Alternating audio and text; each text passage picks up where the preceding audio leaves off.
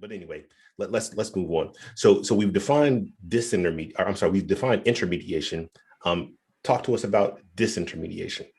Right. So disintermediation, I mean, obviously, right, it's kind of like the opposite of, which basically is a system wherein, two people could transact, right, or two parties could transact without any sort of like middle person or middle party in between to act again as that middleman.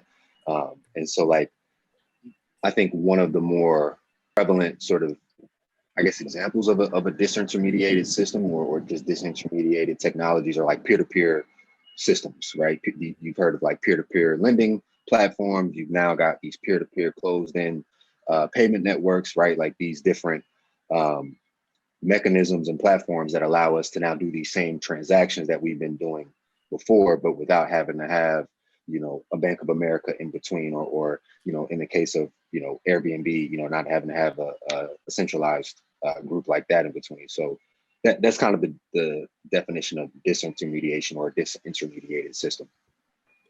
But yeah, basically cutting out the middleman. Yeah, It's funny exactly. because you mentioned a few of these things.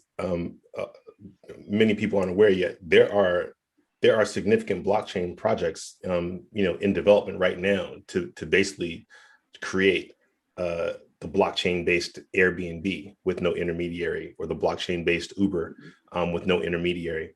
And again, I'm going to take it back to like why intermediaries aren't bad completely, right? It's like, you would like to know that somebody's looking out for your security, right? That somebody has vetted, they vetted, the person who you're about to hop in their car and drive off with, or they vetted the person who you're about to, rent their place.